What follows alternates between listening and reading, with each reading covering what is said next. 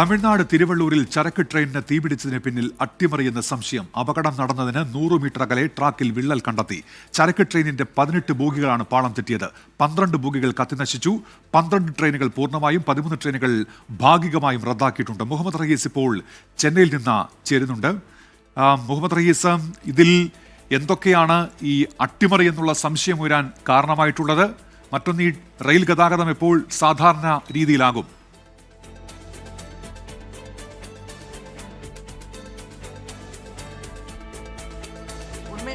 ഈ തിരുവള്ളൂരിലെ പാസഞ്ചർ ട്രെയിനിൽ തീ പിടിച്ചതിന് പിന്നാലെ തന്നെ റെയിൽവേ ഒരു അന്വേഷണം പ്രഖ്യാപിച്ചിരുന്നു. ഇതിന്റെ ഭാഗമായി നടത്തിയ പ്രാഥമിക അന്വേഷണത്തിൽ തന്നെ ഏതാണ്ട് അട്ടിമറി ശ്രമം നടന്നിട്ടുണ്ട് എന്നുള്ള ഒരു സൂചന അവിടെ നിന്ന് ലഭിക്കുകയുണ്ടായി. അതിൻ്റെ ഒരു പശ്ചാത്തലത്തിൽ കൂടുതൽ മുതിർന്ന ഉദ്യോഗസ്ഥർ ഈ പ്രദേശത്തേക്ക് എത്തി. ദക്ഷിണ റെയിൽവേയുടെ പ്രധാനപ്പെട്ട ഉദ്യോഗസ്ഥർ എത്തി നടത്തിയ പരിശോധനയിലാണ് ഒരു അട്ടിമറി സാധ്യത തെളിഞ്ഞു കാണുന്നത്. അതായത് ഈ ട്രെയിൻ മറിഞ്ഞതിന് അല്ലെങ്കിൽ പാളം തെറ്റിയ ശേഷം ആണ് തീ പിടിക്കുന്നത്. അതിന് മുന്നോടിയായി ഒരു 100 മീറ്റർ അകലെ പാളത്തിൽ വിള്ളൽ കണ്ടെത്തിയിട്ടുണ്ട്. ഈ വിള്ളൽ സ്വാഭാവികമായിട്ടുണ്ടായതല്ല, മറിച്ച് മനഃപൂർവ്വമായി സൃഷ്ടിച്ചെടുത്ത വിള്ളലുകളാണ് എന്നുള്ള നിഗമനത്തിലാണ് പ്രാഥമിക റെയിൽവേ എത്തിയിരിക്കുന്നത്. ഇതുമായി ബന്ധപ്പെട്ട ഔദ്യോഗികമായിട്ടുള്ള വിശദീകരണം റെയിൽവേ നൽകിയിട്ടില്ല.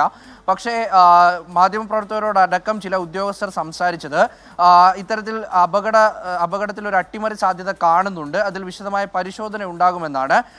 ഈ സമീപകാലത്ത് ഈ ചെന്നൈയിലും ഒപ്പം തന്നെ തിരുവള്ളൂരിനും ഇതിനിടയിൽ ഉണ്ടായ പല റെയിൽവേ അട്ടിമറി ശ്രമങ്ങളും വെളിച്ചത്ത് വന്നിരുന്നു. അതിൻ്റെയൊക്കെ അടിസ്ഥാനത്തിൽ അതിൻ്റെ ഒരു തുടർച്ചയെന്നോണം നടന്ന ഒരു അട്ടിമറിയാണ് എന്നുള്ള ഒരു നിഗമനത്തിലേക്കാണ് ആദ്യഘട്ടത്തിൽ എത്തിയിരിക്കുന്നത്. വിശദമായ അന്വേഷണം എന്തായാലും ഇക്കാര്യത്തിൽ ആവശ്യമുണ്ട്. ഇനി മറ്റേതെങ്കിലും ഏജൻസികൾ ഇതുമായി ബന്ധപ്പെട്ടുള്ള അന്വേഷണത്തിന് എത്തുമോ എന്നുള്ള കാര്യവും ഇപ്പോൾ അങ്ങനെയും പ്രതീക്ഷിക്കപ്പെടുന്നുണ്ട്. മറ്റൊന്ന്, ഈ ഒരു ട്രെയിൻ തീ എന്തായാലും ഇപ്പോൾ നിയന്ത്രണ വിധേയമാക്കിയിട്ടുണ്ട്. ഇത് പൂർണ്ണമായും അണച്ചിട്ടില്ല. ഏതാണ്ട് 70,000 ലിറ്ററോളം ഡീസൽ കത്തി നശിച്ചിട്ടുണ്ട് എന്ന ഒരു വിവരം കൂടി ഇപ്പോൾ പുറത്തു വരുന്നുണ്ട്. അപ്പോൾ എന്തായാലും ഏതാണ്ട് 18 ബോഗികൾ പാളം തെറ്റി, അതിൽ 12 ബോഗികൾ പൂർണ്ണമായും കത്തി നശിച്ചു. അപ്പോൾ വലിയൊരു തീപിടുത്തമുണ്ടായി. രാവിലെ മുതൽ ഏതാണ്ട് ഇപ്പോൾ ഒരു 4:30 വരെയുള്ള പ്രധാനപ്പെട്ട ട്രെയിനുകൾ ഈ റൂട്ടിലുള്ളതെല്ലാം റദ്ദു ചെയ്തതായുള്ള അറിയിപ്പ് ഇപ്പോൾ ലഭിച്ചിട്ടുണ്ട്. മാത്രമല്ല, ഈ സബർബൻ റെയിൽവേ ഈ ഗതാഗതം അത് പൂർണ്ണമായും തന്നെ രാവിലെ മുതൽ അത് ക്യാൻസൽ ചെയ്തിരുന്നു. ഇന്ന് അത്തരത്തിലുള്ള പാസഞ്ചർ ട്രെയിനുകളും മറ്റുമൊന്നും ഉണ്ടാകില്ല എന്ന് അറിയിച്ചിരുന്നു. അപ്പോൾ അതുമുണ്ട്. മറിച്ച് ഇന്ന് കേരളത്തിൽ നിന്നടക്കം ഇങ്ങോട്ടെത്തിയ 2 ട്രെയിനുകൾ കാട്ട്പാടിയിലും മറ്റുമായി പിടിച്ചുവിടുകയായിരുന്നു.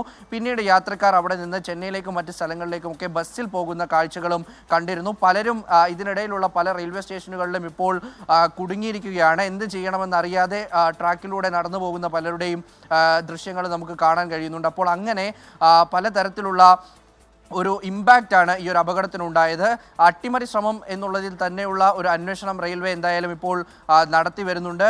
പൂർണ്ണമായിട്ടുള്ള ഒരു വിശദീകരണം റെയിൽവേയുടെ ഭാഗത്ത് എന്തുകൊണ്ട് ഈ അപകടം ഉണ്ടായി എന്നുള്ളൊരു വിശദീകരണം റെയിൽവേയുടെ ഭാഗത്തു നിന്ന് ഉണ്ടായിട്ടില്ല. അതുകൂടി ഇനി ഉണ്ടാകേണ്ടതുണ്ട്. ഈ ഘട്ടത്തിൽ കവരപ്പെട്ട പോലെയുള്ള റെയിൽവേ അപകടങ്ങളിൽ അതിൻ്റെ അന്വേഷണം ഏത് ഘട്ടത്തിൽ നിൽക്കുന്നു എന്നുള്ളതും ചർച്ചാ വിഷയമാകുന്നുണ്ട്. ഇത്തരത്തിൽ വലിയ അപകടങ്ങൾ അടുത്തിടെയായി 2-3 തവണ ഇവിടെ ഉണ്ടായിട്ടുണ്ട്, ഈ ചെന്നൈയിലും മറ്റുമൊക്കെയായി. അപ്പോൾ അതിൻ്റെ അന്വേഷണവും അതിൻ്റെ അന്വേഷണ റിപ്പോർട്ടുകളും ഒക്കെ ഇപ്പോൾ തേടി വരുന്നവരുണ്ട്. എന്തായാലും അല്പസമയത്തിനുള്ളിൽ നിയന്ത്രണ വിധേയമാകും, അല്ലെങ്കിൽ അത് പൂർണ്ണമായി അടയ്ക്കാൻ കഴിയും. റെയിൽ ഗതാഗതം രാത്രിയോടുകൂടി മാത്രമേ അത് പുനഃസ്ഥാപിക്കാനാവുകയുള്ളൂ എന്ന് പറയാൻ കഴിയുള്ളൂ. ഉന്മേഷ്. ശരി, മുഹമ്മദ് റഹീസാണ് വിവരങ്ങൾ നൽകിയത്. 12 ട്രെയിനുകൾ പൂർണ്ണമായും 13 ട്രെയിനുകൾ ഭാഗികമായും റദ്ദാക്കിയിട്ടുണ്ട്. കേരളത്തിൽ നിന്ന് പുറപ്പെടുന്ന ട്രെയിൻ ഉൾപ്പെടെ മറ്റൊരു സ്റ്റേഷനിലാണ് സർവീസ് അവസാനിപ്പിക്കുക. യാത്രക്കാർ അത്തരം കാര്യങ്ങൾ കൂടി ശ്രദ്ധിക്കുമല്ലോ.